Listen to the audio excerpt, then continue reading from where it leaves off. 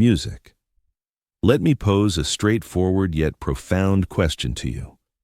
When did you last truly experience your birthday on a deep level? Not merely noting it or sending quick thanks for a handful of texts, but really sensing it as you once did in your younger years, the kind of thrill that made your pulse race with the sight of colorful balloons, a sweet cake, and all attention focused on you for that one special, almost holy occasion. Jump ahead to grown-up life now. That annual date arrives and passes without fanfare, blending into the routine like any ordinary moment. You rise in the morning, perhaps spot some alerts on your phone, maybe hear from your mother, and then carry on with your day. You mention to others that you skip the fuss. You claim it holds no importance. You insist it's nothing out of the ordinary. But is that the full truth? Beneath that air of indifference, beyond the easy dismissal, a subtle narrative often lingers. Music. Folks who handle their birthday as just another weekday aren't necessarily aloof, numb, or disconnected. Quite the opposite. They're frequently the deepest thinkers among us. The ones who've mastered concealing their hopes after letdowns showed them the risks. From a psychological standpoint, birthdays serve as reflections of our inner world. They reveal our attitudes toward existence, our ease with spotlight moments, and our willingness to be truly visible. When a person declares, "My birthday doesn't matter to me," they're sometimes expressing, quote, "baniyot." Yet at times, the real message is, quote, "too." Distinguishing between genuine growth and pulling back emotionally matters. And oddly, birthdays tend to highlight which path we've chosen. Certain individuals simply evolve beyond the hype of birthdays, not from sorrow, but from a sense of serenity. They've discovered value in everyday routines, in the flow of habits, in serene pauses. For them, happiness doesn't hinge on a single marked date. They've come to see that living is the real festivity. However, for some, the tale unfolds differently. Birthdays carry unspoken layers of complexity. They can stir gentle unease, not tied to getting older, but linked to recollections. Perhaps these days evoke times of being overlooked, or they recall eras when attachment led to painful surprises from dashed hopes, rather than voicing, quote, they opt for, quote, fivorf. It's a shield masked as apathy. And that's where the mind's workings become truly intriguing, as it shows our adaptive strategies. After enduring ongoing emotional setbacks, our brains start dialing down hopes. This is known as emotional safeguarding. We dial back eagerness to sidestep letdowns. We train ourselves to keep desires subdued.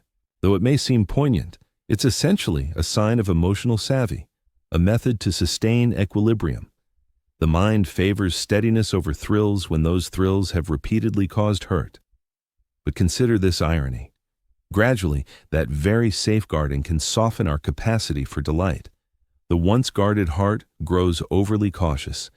You begin navigating your existence as if you're merely visiting another's gathering, courteous, watchful, yet removed. Reflect on how often someone grins and remarks, quote, E5. Yet afterward, they mentally review the hours, taking stock of who skipped a note, who overlooked it, who stayed silent. We all engage in this, even those insisting on indifference, because feeling is innate to us. Even feigning detachment is a twisted expression of attachment, tucked away, squeezed tight, concealed beneath a veneer of poise. Experts in psychology term this pattern avoidant seeking of affirmation.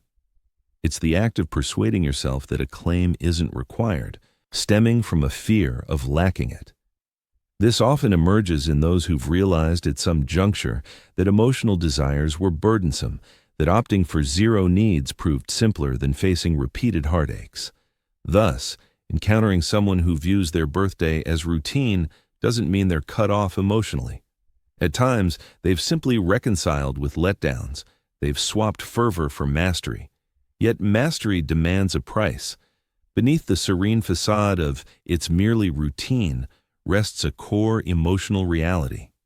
We all crave true acknowledgement, not lavish acclaim or extravagant displays, but authentic recognition.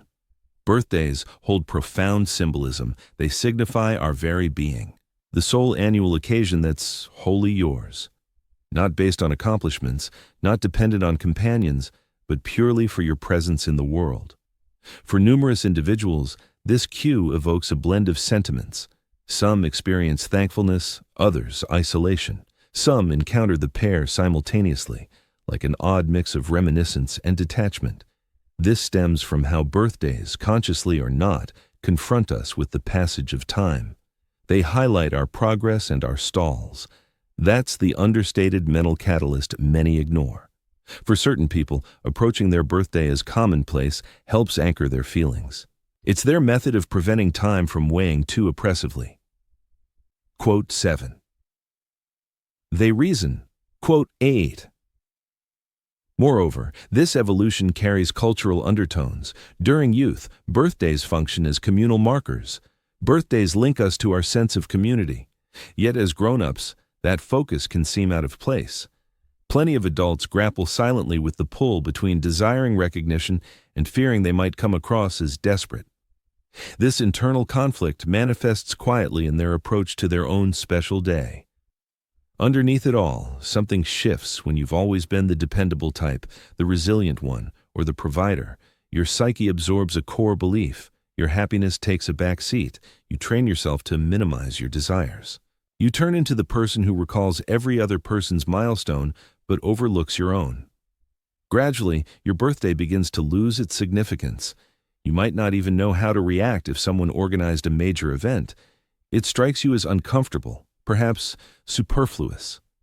In reality, though, that unease about being honored isn't true modesty. It's a form of emotional exhaustion. At heart, many such individuals still yearn to be truly acknowledged, but not in an ostentatious manner. They're not after spotlight. They seek empathy.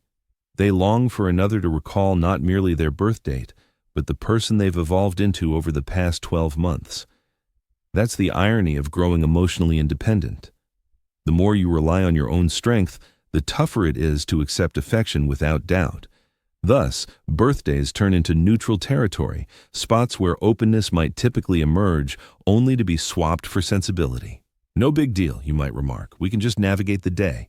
But beneath that subdued voice, your thoughts churn through a multitude of feelings, reminiscence of youthful thrill, a gentle sorrow over faded bonds, appreciation for enduring, and a tender wish for straightforwardness, for the effortless delight that once flowed freely. This is why the dynamic resonates so broadly. Even if you believe you've moved past birthdays, a piece of you retains the memory of being feted without reservation. Psychologists have noted another dimension in how adults reflect existentially during these occasions. It's termed temporal self-perception. This is the instant you glance back at the self from a year prior and subtly assess the divide between your aspirations then and your reality today. Occasionally, that divide stings. For some, birthdays act more like reflectors than festivities. They illuminate the unspoken chasm between hopes and actuality. Instead of confronting that image, folks opt to minimize the occasion entirely. But it's not indifference, it's contemplation, it's the psyche requesting, Bitat, quote 9. So if your birthday ever feels odd, as if you're expected to experience emotions that evade you, rest assured it's commonplace. You're neither thankless nor aloof, you're just perceptive. You sense the passage of time. You recognize that affirmation operates differently these days. You grasp that festivity carries weight beyond desserts and flames. After all, birthdays aren't truly about years accumulated. They're about purpose. And with age, that purpose grows profoundly individual. In childhood, your birthday meant the world affirming your existence.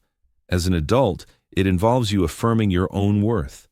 It's more about being present than receiving gifts, more about the extent to which you've appeared in your life than about attendance. That's the understated transition few discuss, yet it clarifies why we cease emphasizing it. Perhaps we've quit seeking worldly acclaim and begun reconciling with our individual odyssey. Even amid that reconciliation, a faint resonance lingers, a subdued whisper noting Bibit, quote 10. That's the contradiction of emotional development. You can feel satisfied, yet desire bonds. You can stay rooted, yet pine for the rush of visibility. And that's perfectly fine. That's simply being human. Viewing your birthday as ordinary doesn't signal emotional deadness. It indicates you've realized that happiness isn't an item to calendar. It's a quiet companion you nurture daily through the modest acts of persisting for your own sake. It's the gentlest form of homage, unseen yet authentic. But it turns even more fascinating at its core level, the one most overlooked. When individuals regard their birthday as routine, they're not spurning delight. They're reshaping it. They're declaring, "I don't require the universe's approval anymore to appreciate my vitality." This move from outward revelry to inward recognition signifies one of the subtlest markers of growth. At some point on the path, we each discover that what once sparked our sense of uniqueness, presence, gatherings, social shares, fades in luster. What gains importance is harmony. Have I navigated this year authentically? Have I progressed? Have I stepped forward when it counted? For numerous folks, a birthday evolves from clamor to quiet thought. It's not a lack of interest. Their notion of festivity has simply transformed. Perhaps their version of marking it now involves a solitary stroll, preparing a beloved dish, or opting for a peaceful break to reflect. It's not the boisterous thrill of party decorations. It's the gentle pleasure of being alone. Yet society frequently gets this wrong. We mistake stillness for void, overlooking how quietude holds profound meaning. In the realm of psychology, this ties into self-concordant motivation. As your principles align with your behaviors, a richer satisfaction emerges, independent of outside approval. Thus, choosing a subdued birthday isn't indifference, it's harmony. Individuals shift away from superficial temporary festivities toward enduring, authentic contentment, yet an emotional current persists underneath. While certain folks genuinely embrace treating their special day like any routine one, others harbor a silent desire for change. They yearn for others to step forward. They long to avoid faking indifference.